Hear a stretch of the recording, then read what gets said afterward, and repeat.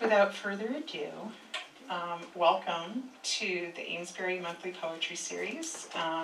Tonight's feature is David R. Surette, who's here from the Cape. I'm your host, Lisa Usani Phillips. I'm Amesbury's current Poet Laureate.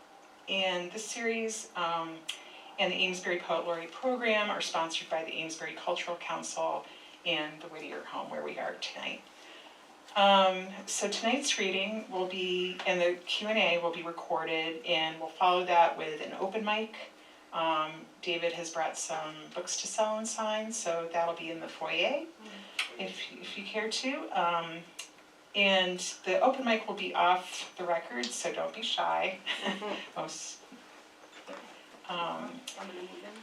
see. And so to introduce David,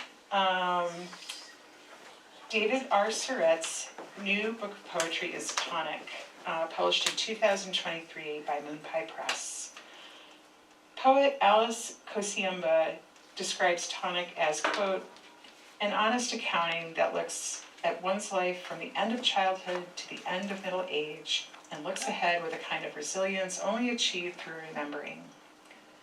Poet Stephen Reel says of Surette's poetry, David Surette's compass is wide enough to span hilarious moments from his decades-long teaching career, as well as poignantly rendered encounters with grief. David is also the author of 6 other collections, including Stable and Easy to Keep, Hard to Keep In, both of which were honored by the Massachusetts Book Awards. His poems have recently featured in the anthology From the Farther Shore, Discovering Cape Cod and the Islands Through Poetry, and Nations Anthology, Native, Canadian, and New England Writers, winner of a Maine Book Award. And he, as I mentioned before, lives on Cape Cod. Please help me welcome David R. Surette.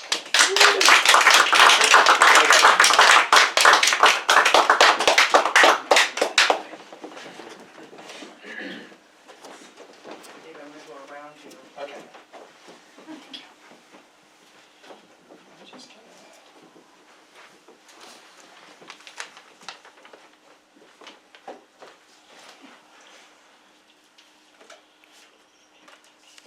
I have layers in case the computer goes off. I have it in paper, then I have it in my books. That's all that happened. Thank you for having me. And I'm going to read from my new book, Tonic. And if you grew up in Greater Boston, or at least in Malden, that's what we call soda. My pop is tonic. And it's just stuck in my head because it's not only something that we look forward to as a kid, but also tonic is something that's supposedly good for you and good for to heal you. So I thought it was a good title for a poem. My book before that was called Malden, and yes, that's both me on the cover. When I sold the Malden books the first night that I did a reading, someone asked me if that was me. And I said, yeah, that's me. And she said, what happened? Like 60 years? Thank you. But I thought I was done when I collected all my Malden poems with Malden poems. But then my best friend sent me my 5th grade yearbook, and they had the list of predictions for all my classmates, and it was like, bing, here's a poem. So this is 5th grade yearbook, the 1968 Our Community, published by the 5th grade Class B of Immaculate Conception School, Malden, Massachusetts, in memory of Robert F. Kennedy. I will grow up to be an historian. Further down it notes, I am most popular. So I have that going for me. But truth to tell, I tied Tommy Cronin, who swept the rest of the superlatives. But what about the 2 Carberry boys, ordained to be loan shark and garbage collector? Or Joanne Breen's go-go dancer? Or Robert LaRose works for the circus? How did life work out for them?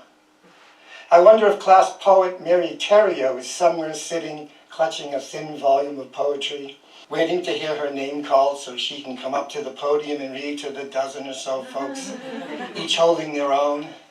And that crowd might include me. I didn't grow up to be an historian unless you count my endless desire to spill my own. That would be great. This is Ross Tuxedos, Malden Square, for David Tooley. My first job was shining shoes at a tuxedo shop. They waited weekly in boxes stuffed back in after weddings or proms. It was an easy job, 5 cents a shoe. The radio played Roberta Flack's The First Time I Ever Saw Your Face, and I wanted to tell her to speed it up a little bit. During hockey season, a friend offered to do the job, holding it for me through the winter months. He got fired, caught just eyeballing the shoes with a quick good enough before shoving them back in the box, shifting them into the shine pile. I know I should have been mad, but I wasn't in love with the work. I'd have lots of jobs, waiting tables at the Seacrest, cooking breakfast at the Dome, managing a Strawberries in the Music City, and 33 years of teaching in the public schools, of course, shining up the students and putting them back in their boxes, trying to do more than just eyeballing them. There's water behind you out there. It's water. I got to it. This is Making Out, Malden High School, 1973. They made out between every class on the stairway platform between the second and first floor. 2,000 students, changing classes, pushed up and down those stairs as they kissed, oblivious to the bodies brushing by. Her blonde hair fell down her back and his afro burst like a dandelion, brown cheek pressed to white. I sat outside the principal's office when they arrived, about a dozen, purpose in their gait. I didn't hear the demands, but I heard the angry response. They marched out, heads down, cowed and angry. Now they want their own prom, the principal said to me, his only audience now. I didn't know what they had already asked for or why this was one thing too many. Later that year, we all gathered in the auditorium for the kickoff of the Sickle Cell Anemia Awareness Campaign. It brought out a lot of racist things in the kids, some stuff I'm too cowardly to repeat. A large man guided Stevie Wonder to the piano. Stevie Wonder, I'm not making this up. He sang very superstitious, the devil's on his way. But the devil was already here, the angels fearlessly kissing on the stairs. That was, I think it was 2 years ago, it was the 50th anniversary of Stevie Wonder's concert at Malden. And everybody was posting all this nostalgic things, and I felt so bad because my poem wasn't all that nostalgic. But it was still an amazing moment to see him. My Sherry O'Moore, and then he sang Superstition, which I didn't understand until I wrote the poem. I go, oh yeah, racism.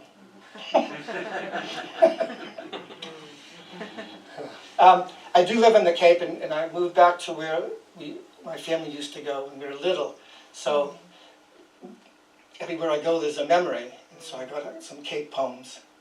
So I guess there's a trigger warning for this. I think this is one of 3 poems where a body part shows up.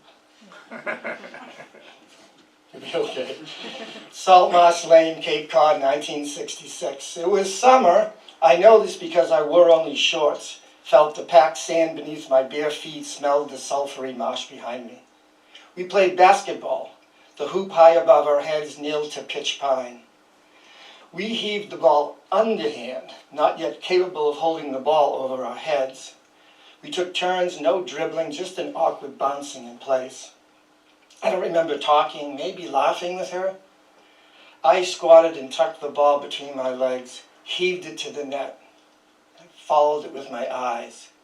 It clunked off the rim and plopped right back in front of me. I looked up at her, staring at me like I had pulled a knife on her. She looked once behind, then twice, and ran. I had no idea what had come over her. What had I done to scare her so? Did someone call her? Was she coming back? A breeze between my legs and a quick look downward revealed my split shorts where I had dropped through. I didn't mean anything, it just happened. Hey man, she was fast. I pushed myself back up and went inside to chuck away the offending shorts.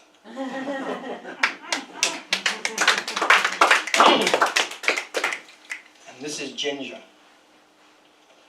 She piloted a Boston whaler up and down the estuary alone, cut-off jeans and a bikini top, golden skin, her ponytail flowing up the back of her cap.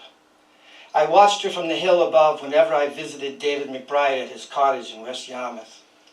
He pretended not to notice me staring at her faraway figure. One day he told me her name, Ginger. That night my father took the family for ice cream, and on the sign of 50 flavors was ginger. My father asked me if I was sure when I ordered it instead of my usual strawberry. I pretended to like it, still young enough to believe that the number of times I get ice cream is finite, and I had just wasted one. And I count kisses too. I never risk missing out a chance to kiss the woman I love, each one tasting of the freshest strawberries, sweet as ice cream. Maybe it was before the book came out, I was talking to my older brother, and he told me the story about ordering ginger ice cream. And I said, no, that's my story. What are you talking about? He swears it's his story. And it had already been published in the Cape Cod Sunday paper. I said, so it's my story. Someone made a crack, and I know I just kind of look like this, but it asked if that was the hockey team in the corner. I know I have it. Yeah, I know it's my French-Canadian face. But so I'm going to do a couple of hockey poems for you. And if you're, it's interesting. You look around, you have to decide, what do you have to explain? And I don't have to explain much to you guys. So you probably should only know that townies are from Charlestown. It's the only thing, you probably only know that. So this is lumpy. I don't have to tell you that townies are tough. The defenseman was making me miserable. I was only 10 playing against 12-year-olds. Call him Lumpy, my brother said to my back. So I said, hey, Lumpy, as we lined up for the face-off after offsides. The kid's mouth opened, tears filled his eyes. Don't call me that, my mother gave me a whistle. I have these lumps on my head. The referee dropped the puck. Lumpy didn't move. Our Lady of Grace wore hand-me-down sweaters. The school letters sewn diagonally down like the New York Rangers, peeled and flapping, all their equipment the same vintage.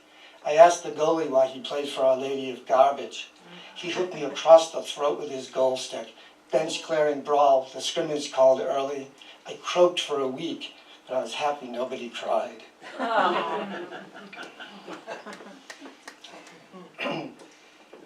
There's a great sawdust song about a boy gets his heart broken first by another boy. And this is a poem like on the edge there when you love your teammates, but they have a sister. So this is the Jeannie Bruins. And yes, I was a junior Bruin. She wore a white coat, rabbit fur collar and cuffs, dark hair straight to her shoulders, framing her pale skin and ready smile. Disney, Snow White. Already 13 to my 12.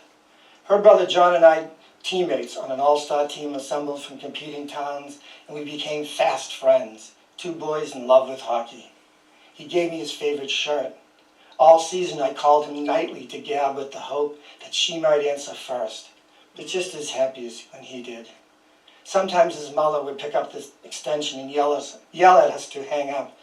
I can't remember a word said between us, just the desperate need to call.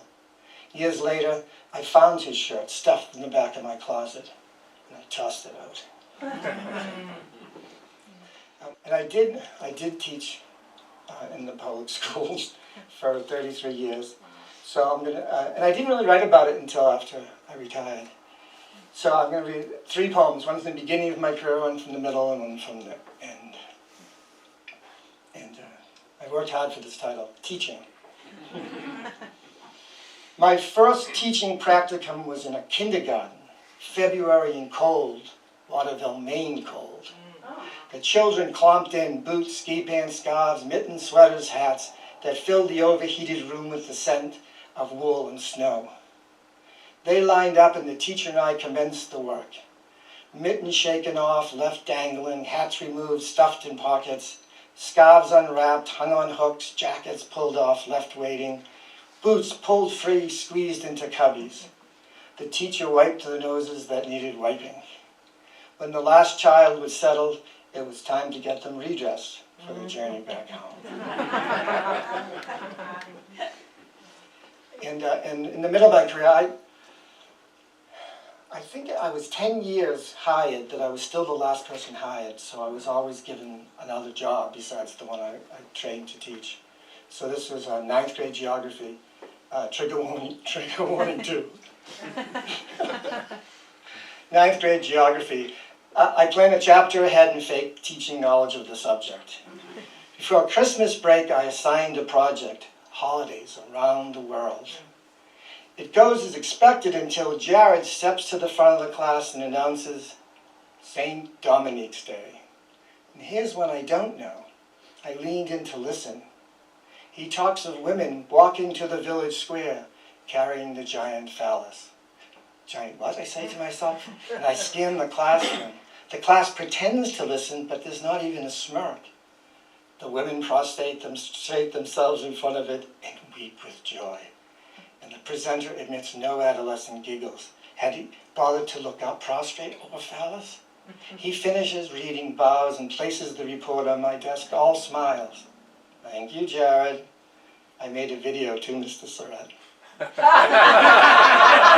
another day. I was a big thrower away.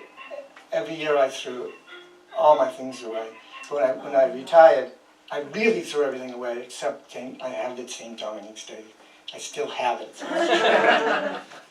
And this is how I ended my career. This poem didn't, but yeah. Fingerprinted. The shop hid behind the mole doctor and something going out of business. She, a pretty petite blonde, no makeup, no jewelry, jeans, and a t-shirt, bright with an assault rifle. America, I'll defend it. There was an empty baby seat. Her hands were small. She guided mine with the teenage girl's touch on a boy's hand on a gear shift as she pressed and rolled. I made it 60 years out of the system. I committed no crime except to keep a job in the public schools.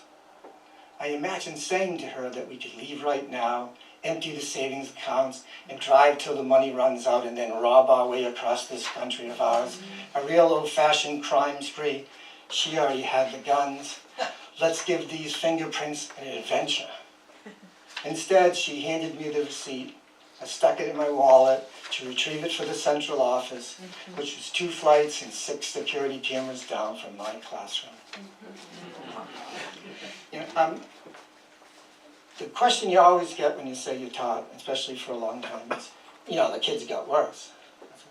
The kids are the same. Never worse, though. We had one type of everything. The only thing that changed is they weren't safe anymore, and they knew they weren't safe. And the idea of administration came up with is to fingerprint me. The first respond is the teachers. So that's the end of my career. So, when you put together a collection, sometimes you don't know what you have till you put it together. And I found it. I found at the end of it. I've written a lot of poems both for my wife and for my father, so I'm going to read for both.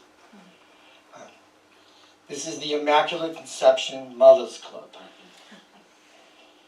She fell in love with a Catholic, agreed to marry in the church, 3 kids baptized, sent them parochial school, but she refused Conception Mothers Club. It's like when she complains when I put on a Beatles record.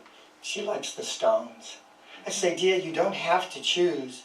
She gets that look on her face, and I know there's no negotiating. I grew up here in this neighborhood, swollen with children, all guarded by immaculate mothers. We believed in our virgin births, too. What boy doesn't?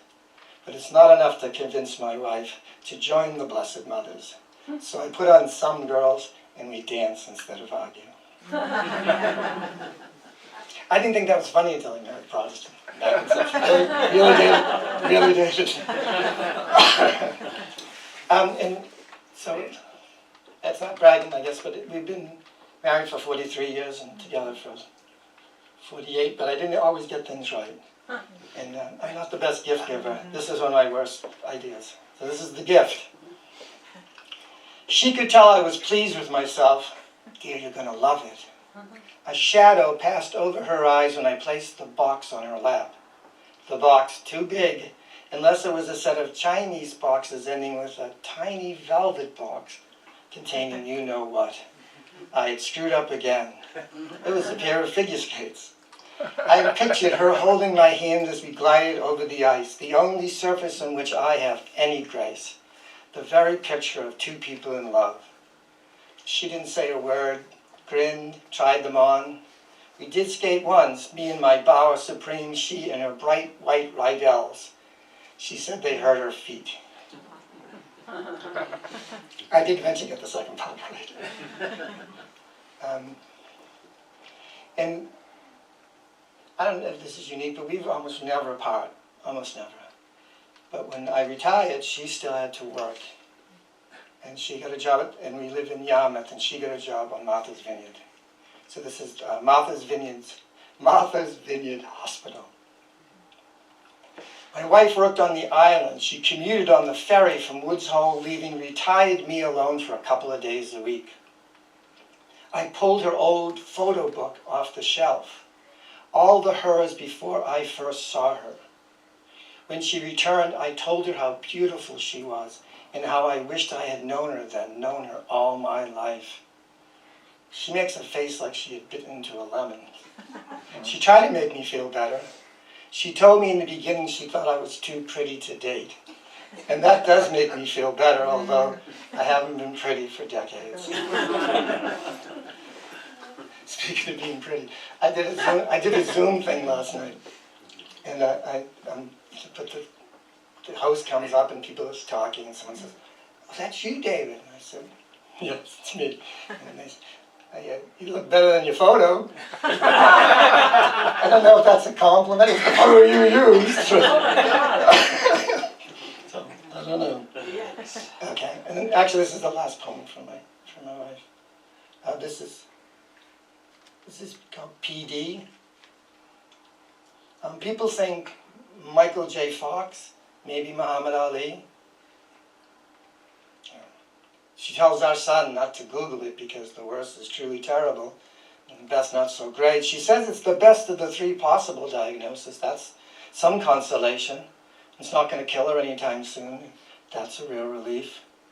So she signs up for studies at Boston Medical in boxes to kick its ass and the ass of all that bothers her. From the rudeness of daily life to that shithead of a president who won't go away even in defeat. And she swears more and she hugs me more. And someone says to her, "Don't let this define you," like it ever would. Yeah. And those of you who write, really, especially when you write poetry, you're just looking for poems. That's what you're just looking and you're dragging, "Oh, I got one, and I got it." And then you come up and you read in front and you go, "Oh my, there was some emotion behind that." So that's a hard poem to read. So these are a couple from my dad, a member of the Massachusetts Hockey Hall of Fame. This is a World War II monument. I pulled over to surprise my father. "Come with me, Dad." I wanted to show him where he and his brother's names were newly etched. My mother stayed in the car. "Come on," I said, "Mom, it's cool." She remained in her seat. I already know his name. Now, Bella Pratt's sculpture stands above Bell Rock Park, the Bell's long silence. The Marine waves a flag, Army and Navy crouch on guard. We follow the paths led by Olmsted, ignored memorials for the Civil and Revolutionary Wars, past Michael Wigglesworth plaque. I stare my father to his and his brother's war. On the wall, engraved neighbor names, classmate names, Malden names, served and survived, and those who died. Our fingers read history's braille. Most are dead now. In a few years, my father joined them. My mother, who waited in the car, sits daily next to his empty chair.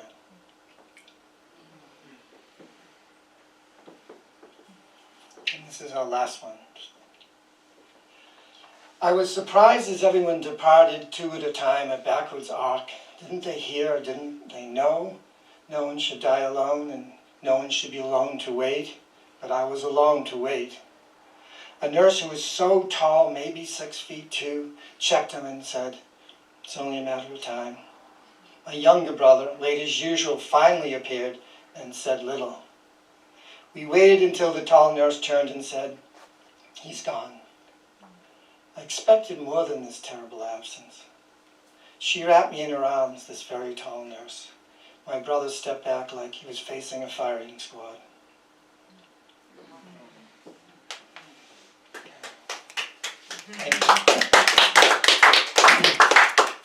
And then I have to do a couple for my mom, and then we'll be done. More than a couple. So this is after visiting my mother. I was on my way home going about 50 on Route 28, Falmouth to Yarmouth, when I spied it, black and white by the side of the road. I passed and its tail flapped. Was it a last wag or a call for help? I imagined a border collie like my Ruckus. Left turns are a challenge on this road. I reversed direction in a gas station parking lot. I sped back towards it and made another U-turn. I slowed as I drove up to it, steeling myself. I'm not a blood and guts guy. That's my wife's thing.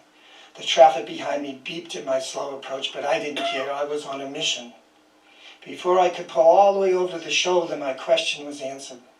It was a black and white couch cushion, lying on its side. Maybe it had escaped from the back of a pickup. Somewhere a hapless husband tried to explain to his wife where it flew off to. Or maybe this is just another symptom of growing old. Spend my days tilting a couch cushion. I'm so proud of myself. And this is Acorns. When my 88-year-old mother sneaks out on the porch to smoke, she curses the steep step that catches her walker on the threshold and complains that the acorns are bombing her. Kathy, in her Maine accent, said, an acorn mass means a long, hard winter. The trees dread their descent to the ground, felled in a winter storm, their fall softened by the wheat seeds that they have shed, a promise of future trees.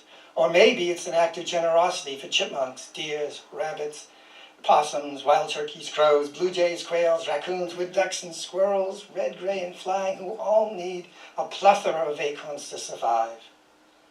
My father left me with plenty of acorns to thrive after his fall, and from my mother to survive, and the occasional acorn bop on her head.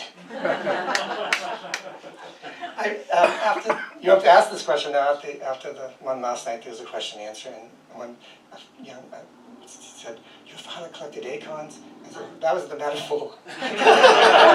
Sorry, the real acorns hit my mother. That was the metaphor. Very good. Yeah. Okay, and having moved to the Cape, and like I said, a lot of memories, but a lot of new things happened too that end up in a poem. And one of the things I had to do was find a new church. And it's so funny how many of these poems these guys are in. So this is St. Pius X, South Yarmouth.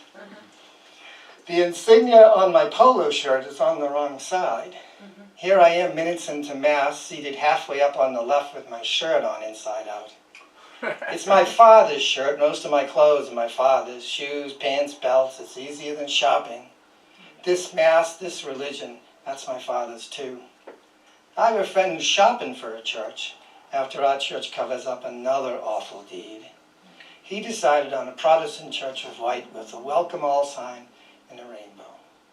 I can't do it. Shop for a church. I'm wearing the one I got. Sometimes it's a hair shirt, sometimes it fits right, sometimes it's inside out. I sneak out of Mass at the first call to stand. I push through the doors and graciously pull my shirt off, reverse it, and slip it back on. What must the neighbors think to see this man shirtless for a few minutes on the church steps? I make it back for the gospel. Thank you. And one more New Cape poem. This is Wherry. The sun set behind Great Island. I've been walking Bass River to Parker's and back to where the legs off Ruckus, our Australian shepherd, whose energy I envy but need to diffuse daily. When I get home, her car is gone. Dinner hot on the stove, she returns, worry turned to anger. And I'm angry at her anger. She reminds me again that Surette men die from heart attacks. Bring your phone. I say, every day ends in darkness. You can't live in fear of it. And I wear a darkness around my heart left by my father's death. So I say I'm sorry and love her for her worry.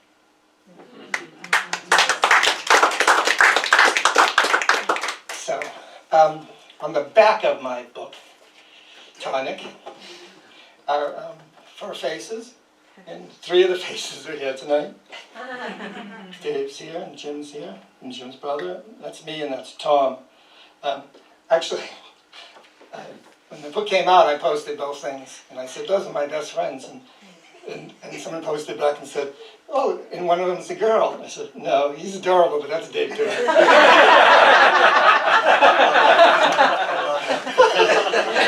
True story, but Dave and Jim have been my friends since 7th grade, and Tom I knew since the cradle. He lived right next door to me, and they're still my best friends in the whole wide world. And anyone who come to a poetry reading is brave enough for me. And we get together as much as we can, even though, you know, family and geography. And most of the poems you heard tonight are COVID poems. That's when I wrote them. And we weren't together for those years. So we finally got together in this, as the book ends. The poem ends the book, and it's called Long Lake, Bridgeton, Maine, August 2021 for Dave, Jim, and Tom. We have hidden from the pandemic for 2 years. Vaccinated and tested, we meet in Maine. 4 friends for more than 50 years, long forgiven faults. Deep into drink in the dark, around a fire, a few feet from the lake, I ask, is there anything left to believe in? Anything? There are no arguments here. My friends say, just appreciate the best in your life. Know that you're loved and that you are loved. I don't know if that's enough. As they go to bed one by one, I strip and walk into the lake, hoping to awaken something or to find a place in the lake's blessing. In the morning I collect my clothes, shoes, phone, and glasses, all I had lost in the dark. Time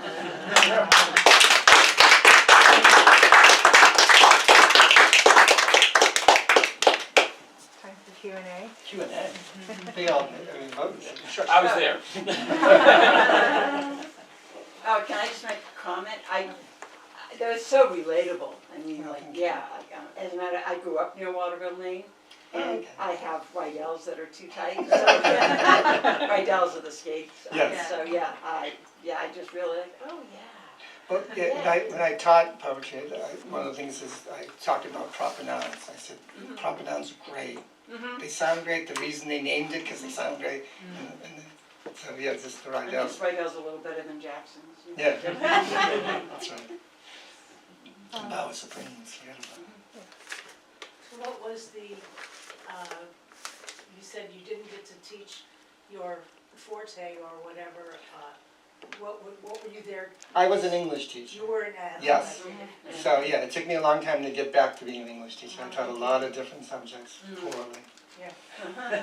I taught grades 12 to kindergarten. Just kept keeping my job until. Yeah, I was a teacher, a high school teacher too, and, yeah, I related to a lot of those things. Oh, thank you. It's a life. Something to do. Yeah. What drove you to start writing poetry?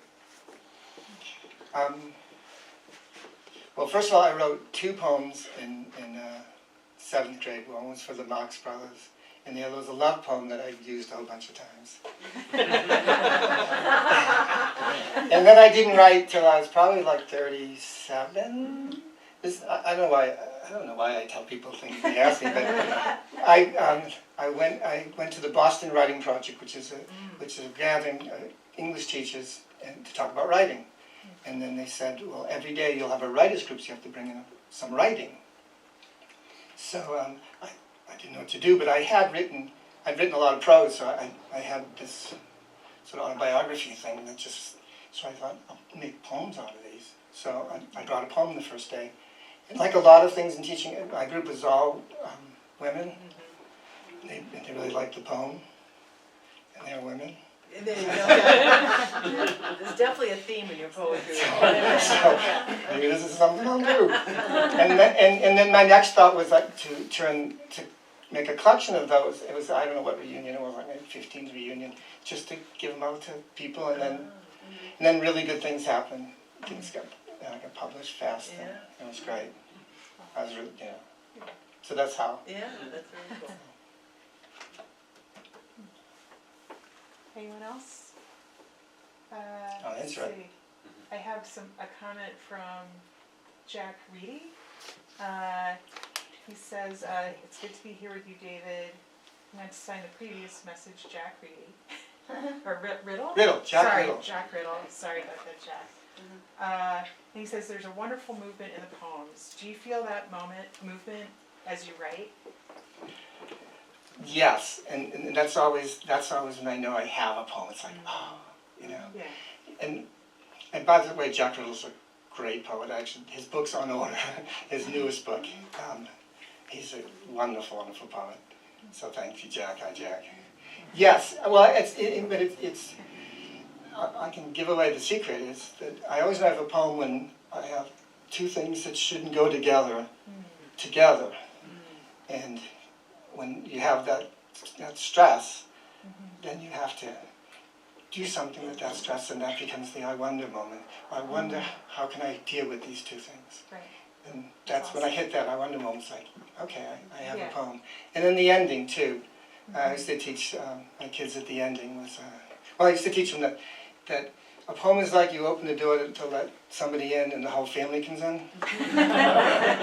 And then you have to wonder what you're going to do with these people. And then something wonderful happens, but you do want them to leave. And the last two lines of the poem is when the door goes, click. So that's my process. So thanks, Jack. And bye, Jackson. I was going to hold it up, but he didn't come today. I was hoping it came in the mail. So, Jack. I taught Jack's book, Losing Season, to my AP class for years. Wow. I'll have to check that out. Yeah, it's a collection of poems about a losing basketball team. It's wonderful. Oh, It's that wonderful. sounds good. Can I just comment, Of actually, course. to take off on your question? And Dave would disagree with it as to what nature. But knowing David now, these many, many years, he's actually a very private person. It is. I mean, he will share, but it is like there's a time for it and everything.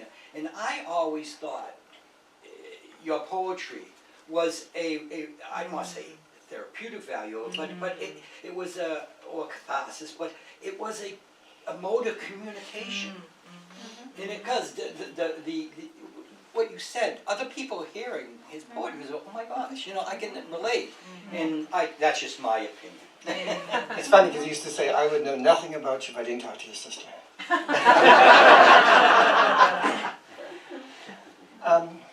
Yeah, it's so embarrassing to read these poems.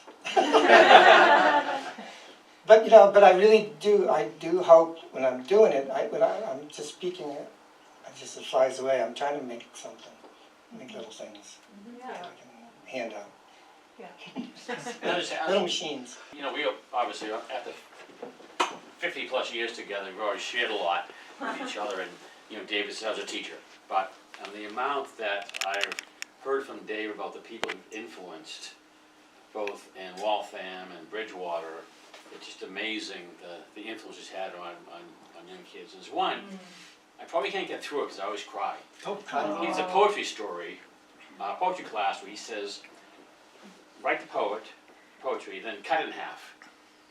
And he would have them cut it in half, cut it in half, cut it in half. And there's one young lady who was struggling with her mother, who I think the story was that she lost a child. And this young lady got to a point where she wrote down, "Mom, you still have me." And that was her story. Yeah. So that's how Yeah. how David influences people. Yeah. Wow. Yeah, he's never said that. He would never say I influence people. Yeah. It's a Yeah. we. I kind of want to ask the friends, like Friends. question. Oh, he hated him. He's not a friend. He bought pizza. For any good David stories, and how you guys got together in 7th grade, what drew you to each other then? We were good kids, I must say. We're all, I think it was math class. This is Demonico's or math class. But we were just regular kids. We weren't the big jocks. We weren't crazy kids. We're just, just always associated with each other. And to this day, we can't get enough time with each other. So I think it was just that we're very similar in that way. I think that we're all, I think Dave has a few poems about how we're different. But we all had older brothers who were hellions. There's Tom, my older brother. We were the middle child, all of us. We were all the middle child. Oh, yeah. They say the middle child is the most well-adjusted. That's us. I don't know about that. We would have been donated to the priesthood. We would have been donated to the priesthood in the olden days. So. Yeah. But we all just guilt complex, this, Yeah. this thing of pleasing other people. But Right. Being raised Catholic does that too. So, I like to ask poets who come to read about literary citizenship and just, how they are as poets in the community, and, what is your current literary community like, and, what do you feel exemplifies literary citizenship in that community, or who? Well, I think two things changed it. One was COVID and the other was getting old. But I did run a poetry reading for 5 years, every other Saturday in East Bridgewater, on Poet Tribe. Wow. And I don't know if you know this or not, but you ask poets and they come. We had Robert Pinsky come, we had Surette come, they came. And we always pulled from the Boston Poetry Slam, the best of them. Yeah. And we used to pack this little this basement full of people. Wow. And they had a writing workshop before then. One of the guys ran that. So that was really helpful. And I used to read, this is the first book that the poems weren't tried out first. That I didn't go to open mics, or I didn't do it my own. It's the first time that happened. And that might be, I don't know, that might be where I am now. I don't know. So I think I did my time. That was a lot. That was a big deal every other Friday. I mean, every other Saturday. But it built my. And I also did this a lot too, and Jack Riddle would know this, is that when I would read about poems by people that I liked, I would send them my poems, or I would send them my book. And Jack was somebody I read one of his poems. I went, oh my God, he's the guy. And I sent it to him. And he wrote back, and this is probably 15 years, and he blurbed one of my books. And like I said, I taught his book, and I've never met him, and he's really? Yes, I used to show his TED Talk to the class, because he's an amazing. I used to be mad, but he's an amazing guy. But I did that with lots of poets. I really did. And if they didn't write back, they didn't write back. Right. But you'd be amazed at how kind and how nice and Yeah. I actually sent a book to Zachary Rashad, the great Cajun writer, and he wrote back and corrected my French. But that was okay. In fact, Zachary Rashad wrote this long letter to me, and it's very cool. So I think I still do that, but not as much as I used to, but I still do that. Yeah. But I think it's something really nice about that kind of community. Yeah. And so, yes, get out there. But, And I have one more question, unless anyone else does. Oh, and Jack Riddle says, you're making me shy, good they can't see me. But what are you working on now? Is there anything that you can share with us? Or? well, someone asked me last night a question, what's your process? Oh. And my process is, once in a while I'll think, like something will happen. I go, poem, and I'll scribble something down and shove it in a desk or something. And then usually I've noticed on the calendar the book is 2 years old and I have no poems. So then I have to flip that switch in my head, write poems. And I do it. And I write tons of poems. And then fix them and send them to people and make it better. And then the book comes out. And then you think, I'm not done, I'll never have another poem ever again, ever and ever and ever. So I haven't written anything since the end of Tonic. So but I've written lots of prose.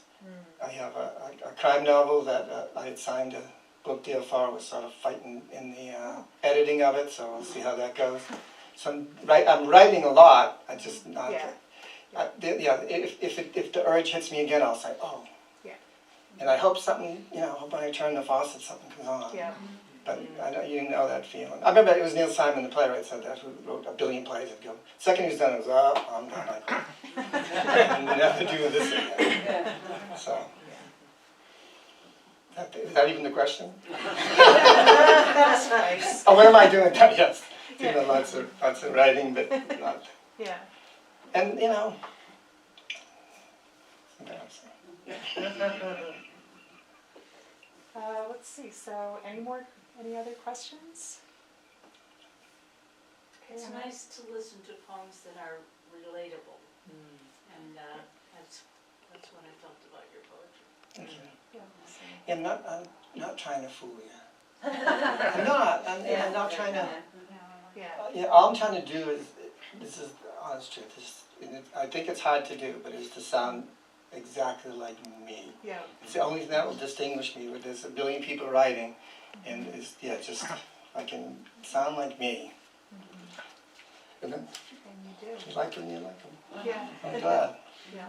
Well, we grew up, in the 60s and the 70s with rock and roll, with music that was literature to me, and it inspired me, and it was relatable. You could tap your toes to it, and they told you things. So I can't sing. This is as close I got.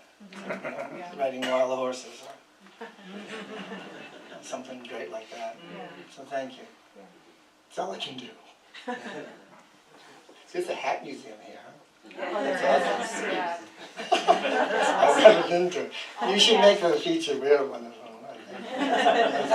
All the hats were made in Amesbury. Wow, they're beautiful. There was a famous hat factory in Amesbury Mount Hat Condo Factory. development. That's Yes, awesome. it's upstairs on the I second live there. floor. Oh, you do? Yeah. Oh. And you live in a hat factory? Bailey's Pond. but- Yeah, right, yeah. Yeah. I'm an old timer. You live in a hat factory? Yeah, I think one of them in, I would say, go to the shirt factory and take all out. Oh, in Waterville. Yeah, that's- Exactly. yeah. Yeah. I grew up in Freedom. If you were gonna go from Waterville to Belfast, you'd have to go through, 137, you'd have to go through Freedom. Yeah, Freedom. Maine, Belfast, go to Dublin, Yeah. over to Moscow. Actually, Freedom, Unity, and Liberty are all Yes. right next to each Yes. other. Oh, so that's interesting. Wow. So go away, David. No. No. We usually give our poets Funny. a. Because you got this taping. That too. Yeah, that's awesome, thank We you. usually give a Whittier Home mug. Nice. And I brought Malden greatest poet, Michael Wigglesworth. So I was challenged that you had a local poet too. I don't know if you read Michael, but he's pretty much we are sinners and you're all going to hell for pages and pages and pages. With a name like Wigglesworth, you think you would have some humility. What I'm